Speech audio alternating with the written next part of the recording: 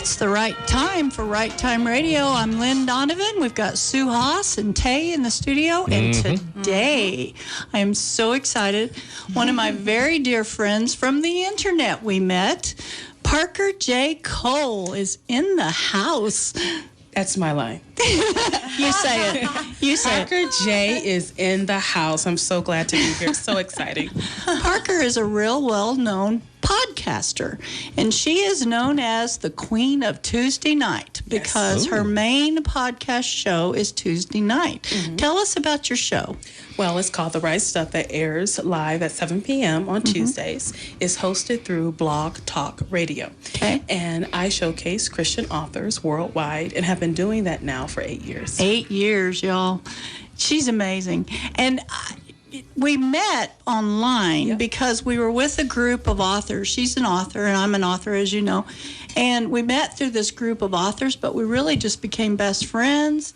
We actually survived a week in a hotel room together. I feel for you. I do. Parker. And that solidified. We were like, okay, we survived that. We can survive anything. And it was in Vegas, too. It was. Vegas. Can't go wrong Reno. there. It was Reno. Yeah, you can go real. She forgot where we were. It was Reno, but same thing. It was a writers' conference there. Yeah, fun. Yeah, So we did.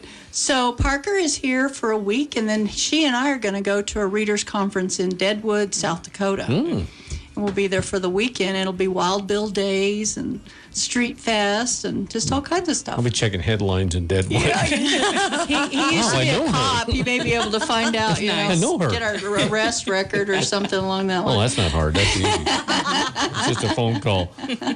Oh, my goodness. Well, Parker, tell us how you got started in podcasts. And I want to also ask, how is that different from the radio? Because we do that, too. We feature authors, and we have them come on and talk about their books. And so tell us how your podcasting is different from that. Well, I have to define what a podcast is. Okay. It's basically the same format of what we're doing right now. We are live on the airwaves. A podcast is a digital file. Okay. So you can do it live, but when it's recorded, it's digital. And so you can download it and distribute it to different platforms. That is the key of podcast success, is distribution. You want to make sure your podcast reaches as many people as possible. The way I got into it was that my agent, we were working on my brand building, and she said, Parker, I think you should start a radio show.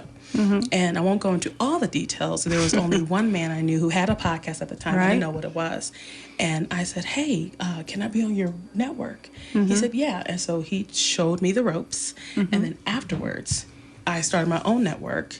And that's how my podcast got started. That was 8 years ago. Wow, that's cool. So how do you reach out to your authors? Because they're worldwide, right? They're not just local to your community like mine are. I sent a threatening letter to their homes. I haven't tried that. Why didn't I try that? Yeah, we got to get that one on the list. Yeah. Let me write that down. Intimidation. Intimidation tactics, the cop would know. No, I did an open call. Okay. And I said, I'm showcasing Christian authors. And at the time, there wasn't any podcast exclusively for Christian authors. They had Christian authors on different shows, but not exclusively Christian authors. So that's what I did. And my first guest was a young lady named Rachel Rosano. And our first show was called Arranged Marriages versus Romantic Love. Oh, okay. I remember that to this day because I was terrified. And I remember being like, I can't do this. I had a script and everything. Yeah. And but my first person who signed up, his name was Josh Peck. And he's more of the fringe kind of thing. Okay. You know, kind of off the wall, aliens, dimensions, you know, all that. And but I have all different types on my show. Right. And that's just within the Christian arena. So people were like, you should branch out. I said, no, I have I have too many already. So that's how it got started. Yeah, and they're pretty far spectrum from each other, too, because of... One week I could have a horror novelist on. The next week I could have a sweet Amish romance novelist on. Okay, define Christian horror. It has horror elements to it with a Christian message at the center. The best book, I'm going to promote this guy. I love his book. The best book is a serial killer one called Death is Not the End, Daddy. It's free on Kindle Unlimited. Okay. And it's Death free is on Not Kindle. the End, Daddy. It's a serial killer novel. It takes place in one day. And basically it's a conversation between these two men. One is the killer who stole the guy's daughter. Oh, wow. Oh. Whoa. Yeah. Oh. Yeah. It's really, really good, though. It's one of the best books out there. I didn't know that kind of thing was out there. Oh, yeah, you know, for sure. Christian horror. Yeah, people don't. And that's what makes it unique. Doesn't sound. Yeah, you go like, Right. an Oxymoron. Yeah. But then it isn't, and then it isn't. And I advocate for that type of thing. That's what makes my show really unique is that these authors who write in these stepchild genres of the mainstream Christian publishing arena, which only does Amish or really sweet stuff, they have an opportunity to have a voice. That's amazing. That is very cool. Really cool. Yeah. So when you started, you filled a niche, Yeah. basically, or some Yeah. people call it a niche. Yeah. So how popular is that now? It's becoming more popular because people are realizing that for Christian fiction to actually make an impact, you have to go what's popular, like Game of Thrones, which I read the books years ago. And now you have, everyone has seen Game of Thrones. Yeah. You know, how do you respond to those type of images? How do you respond to those type of messages? You know, do you address it or you just say, just don't look at it? And I've never been an advocate of that. Never been an advocate of that. Right. So No, you're not. That was makes the show unique. It's So good now that you're people are- open-minded to that. Oh, for Yeah. sure. Oh, we've had discussions, Lynn. Yes, we I have. can't That's talk why I about know that. that. You know, the thing is with Christian authors, that's great. All the Christian ladies read them, and it's wonderful. But what is our purpose here? Yeah, our real goal is to reach the secular. Yeah. So, yeah. Yeah. Like I said, Death is Not the End. Daddy is a serial killer novel. And some people wouldn't read it because he's a serial killer. I Yeah. said, well, aren't these the ones you're supposed to reach out to? I mean, Right. And Yes. that's what the guy said. He said, you know, I want to show a radical Christian faith, radical that reaches the people that we can't love. Right. See, and by the time you read that book, like I said, it's downloaded for free. You can get it for free. Awesome. It's delicious. On Amazon. Is it part of a series or No, is it's it a one-time book, standalone book? He writes all standalones. Very cool. All right, well, let's take a Sorry. break and get Sue back up on her stool. I don't know if she fell off or what. We will be back. There's always one in the crowd. There's always one. It's usually bang. Sue. Yeah. We'll be back after these messages.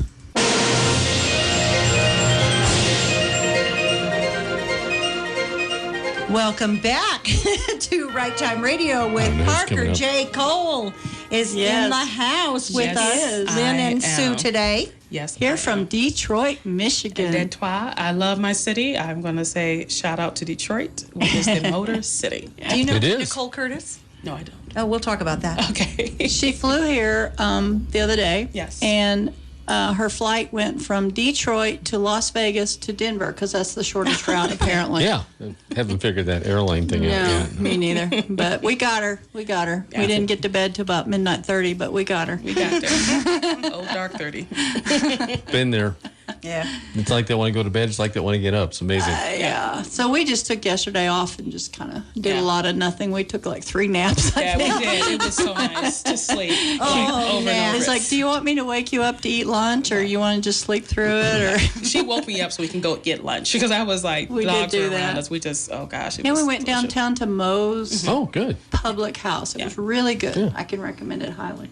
Well, tell us. I know you've had some interesting guests on your show because we've had some super interesting guests, and that's just kind of the way it goes with this kind of a thing. Tell us some of your interesting guests that you've had. Well, the youngest guest I ever had was 7. And she was a Wow. published author. The oldest guest Wow. who first wrote his first book was 80. Wow. And one of my other Both of interest- those are cool. Yeah, it is. It lets you know you're never too young and you're never too old. Absolutely. And one of the other interesting guests I had was an Amish author. She was Amish, not Amish person who not a person who writes Amish. Not writing She was Amish. She Amish. actually was Amish. And Yeah. I was like, I have arrived. I have an Amish person on here. And she wrote a middle grade book that was excellent. I endorsed the book. And one of the more interesting guests was a 12-year-old girl I had very recently. And it happened on a sad day that I won't mention right now. Okay. And she was so dynamic. And she was like, I've been told I should run for president. I'm thinking about it, but it's a really hard job. And what was so dynamic about her, Yeah. her name was Freedom.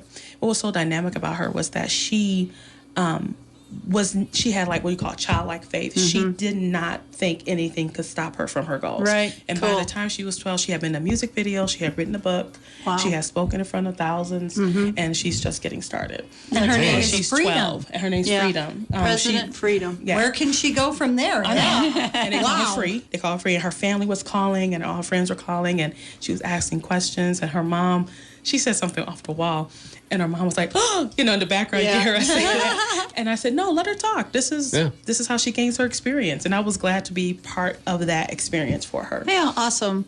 What a fun thing. Yeah. Well, let me tell you, like this show here, we come to the studio and we bring our guests in and we do what we do. How do you and your guests communicate? Oh, yeah. Yeah, it's through email a lot, But what I like to do, I like to have a personal connection with my guests because you're helping me out with my podcast. You're taking time to be with me right now. You're giving me content. Yeah.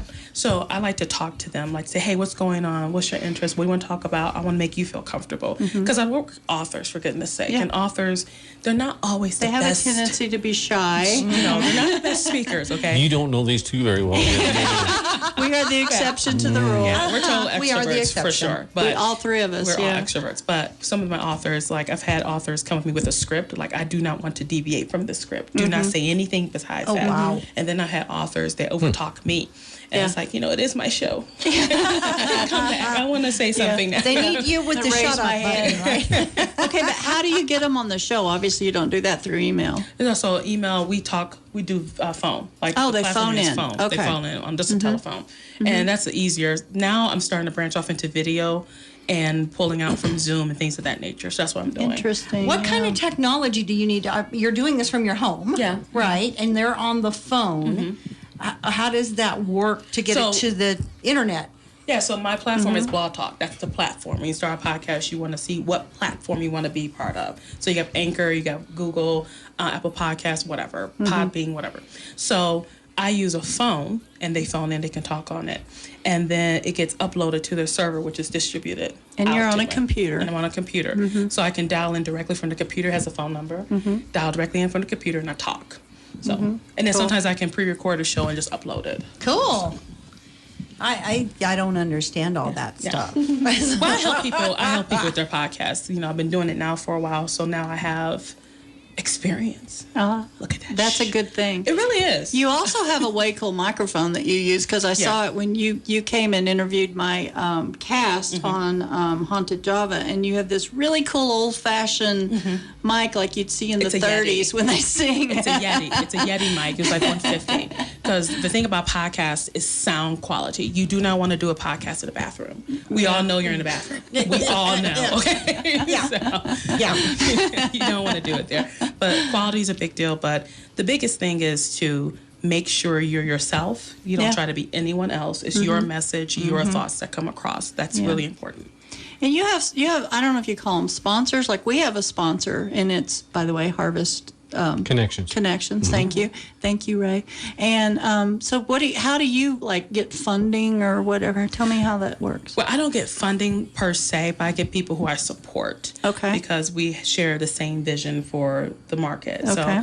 So my partners have been right now literary book tours. They have been Lorehaven, Speculative.faith.com, and Crossover Alliance, and then Peter Younghusband, who you know, Perspective by Peter, and others. We just have the same vision, so I make sure that vision is shared throughout the show. So you have little mini you have little mini commercials basically mini commercials that run talk about their stuff. like we do.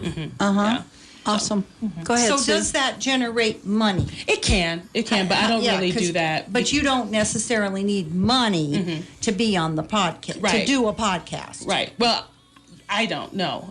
Some podcasts do cost money. Like Blog Talk is a monthly fee to use their platform. But Anchor is free. Like, Anchor is completely free. For those of you who are listening, most of our podcasts, it's free. But you do have to mention Anchor through your podcast. Okay. Well, That's fair. That makes sense. Right, Yeah. So they essentially sponsor it themselves or whatever. That's how you. Yeah, that's cool. That's how they get more people on the platform. Yeah, that's true. That's just good business. And then distributed by Google, which is huge. So, but I don't want to go with Anchor because I have over 1,000 shows on Blog Talk. Right, and that's a lot to move over. Yeah, yeah. Well, and I don't know if you people know this, but if you're on Facebook, Parker and I have a Facebook Live that we do, and we'll be doing it this afternoon. We do it every Wednesday at 3 o'clock our time, 5 o'clock Eastern, because she's on Eastern time, actually. And that's called Book Club Chat. Yeah. And we do it on the group that's called Chat, Sip, and Read. Yeah.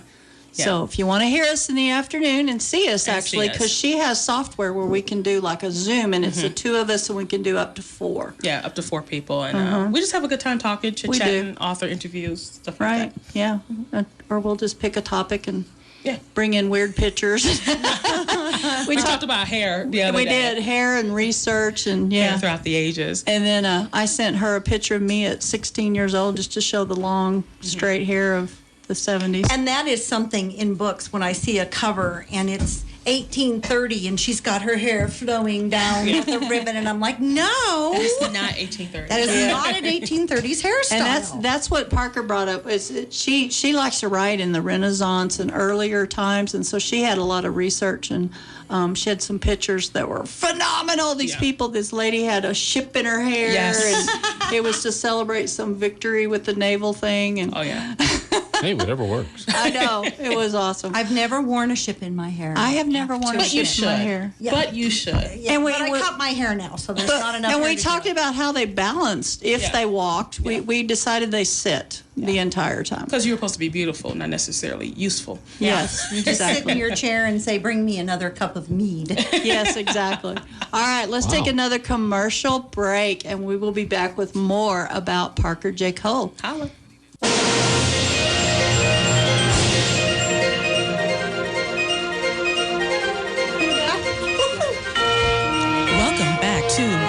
Welcome back to Right Time Radio, where we are talking to Lynn Donovan and Sue as they talk to me, Parker J. Cole. Ooh, yes, and that's her announcer voice. I love it. Whoa.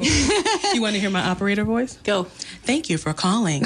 At this time, no one is available to take your call. You know what you should do? Your car warranty has expired. One of those deals. Yeah. Hate those things. Yeah. That'd be hilarious. She does that with tags too. We're like, Parker, read this tag. Let me see if it'll work. And she's like, will they really come together? I love doing that because I'm old enough to remember when you had the call for time, and you said at the tone, the time will be. Yeah. And that fascinated me. 2445611 Saturday 611 is still the time in Des Moines, Iowa. 2445611. Saturday Night Live had Lily Tomlin or somebody that was recording at the tone. The time will be. Oh, Lily Tomlin is an operator. Oh, it's hilarious. That is. Supposed to be an old phone guy. You're like, that's great. Yeah. Lily Tomlin. Back in the day. Awesome. All right. Well, I want to tell everybody a little bit about your authorship. Mm-hmm. So you are an author. I am. What genre do you generally write in? But go ahead and tell us all the genres. Well, my primary works are in sweet historical romance. That's my primary works. But I do have other books in other genres, and I tend to write whatever comes to mind. But I hear you. But I love historical, and it's funny because it only happened about 3 years ago. Yeah, 3 years ago was when I really started writing it. And Silver Pines. Yeah, that was our breakout series, and it helped me get seen by a lot of people, and just started to build from there. So. She's in a lot of the same series I'm in. Yeah. So all of your books are available on Amazon.com, correct? They am. Most of them are, yes. And her name is Parker J. Cole, Cole. The Queen of Tuesday Nights. The Queen of Tuesday Night. But you don't have to put in Queen of Tuesday Night on Amazon. Today. I didn't No know. crown today, darn it. We've been known to wear crowns, though. We do it on our talk show. TR Tuesdays. He won an award. It was called the King of the Golden Throne or something like that. Yeah, from Chamber of Commerce. From the Chamber of Commerce. And they actually have a golden toilet. They actually do. You can keep that one. No, they wouldn't let me. But They took it with them. It was just for the moment. Yeah, it was for the birthday. But it was an honorary thing. Yeah. And Tay, you're a cool guy, and here's your crown. Yeah. Here's your golden toilet. Okay. Thank you. Okay. All right. So Parker has 34 books on Amazon as of today, but in a couple of weeks there'll be 35. Yes, they will. So the one we want to talk about, well, shall we say feature, because it's kind of like the last one you published. Yeah. Am I right in that? Tell us, that was The Butterscotch Bride. Tell us about that one. So The Butterscotch Bride is a plantation romance, and it's kind of my take on Gone with the Wind. And I love Gone with the Wind. Love that story. But I wanted to update it, for 21st century. Sure. And so it takes a sweeter approach to it because a lot of plantation romances are kind of, especially from a African American point of view that tend Sure. to be really hard, you know. I didn't want to do that, but I didn't want to smooth it over either. Yeah, Like I said, it came from a sweeter thing. And it's basically about a girl who's the favorite of her mistress. She's a favorite, and she meets this man who's a twice runaway. And he's just simply biding his time to run away again. But she has no wish to leave, and he has no desire to stay, but they meet, and it's their journey of togetherness. Right. And it's called The Butterscotch Bride because I was thinking about one of the biggest things that people ask about when it comes to describing POC characters, like how do I describe this person's skin What's color? POC? Person of color. Okay. Person of color. And so I like the tone butterscotch because there are some people I've met with that beautiful brown skin, and Okay. she has that. So Butterscotch Bride. Yeah. And so, like I said, it's a plantation romance. Takes place 6 years before the war, for the Civil War, not the war. Civil War. Yeah, The the Civil war. War. Yeah, which one? You know, The let's go through history. Silver War. I'm having trouble talking. Civil War. That's Yes. okay. We'll just let Parker do it. I know. I right? usually do. Yes. I enjoyed reading and doing all the research about it, and it was fascinating to learn about plantation life. I'm glad I wasn't born during that time. Amen. Yes. You know, and it was interesting because it was such a complex part of history that I wanted to show. I didn't want to make characters so.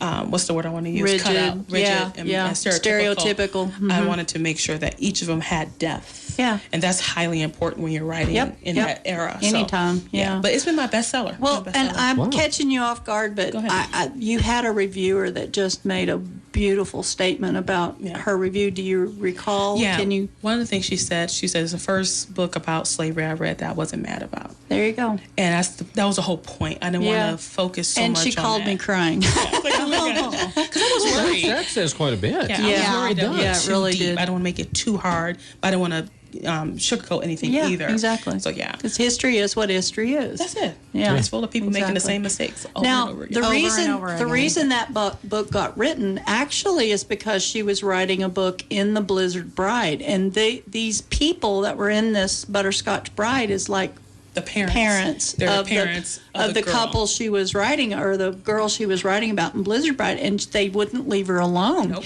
And she's like, I'm going to take time to write this other story because they will not leave me And alone. you're talking about the characters. The Your characters, characters yeah. will They not would not leave be you quiet. alone. They would not be quiet. And So I had she that wrote story. it and then came back and wrote The Blizzard Bride. So it's kind of a companion series to The Blizzard Bride, but it's been really successful. Yeah, I was surprised myself. Like, it's one of my Yeah. bestsellers, totally. If not the Right. top one, it's my bestseller. All right, we just got a few minutes left, so I just want to let everybody know also in a few weeks, am I right? In a few weeks, you're going to release the Butcher's Daughter. Butcher's Daughter, and Yeah.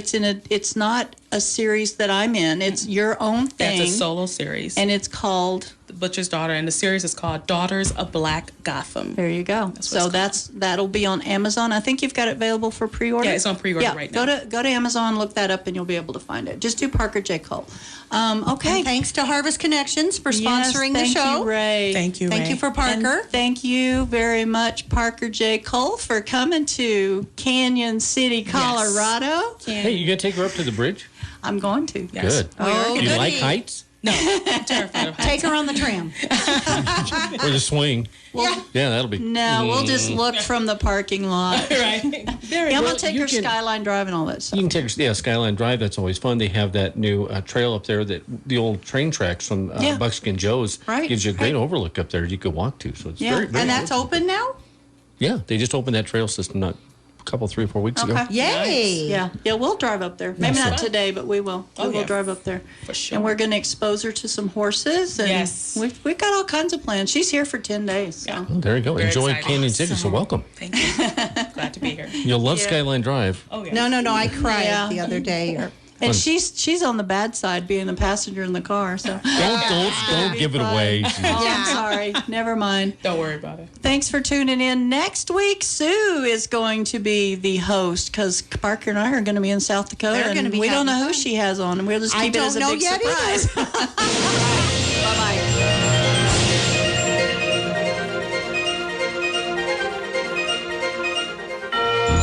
Coast to Coast fills the overnight Saturday and Sunday, 11 p.m. to 4 a.m. AM 1400 KRLN, Canyon City.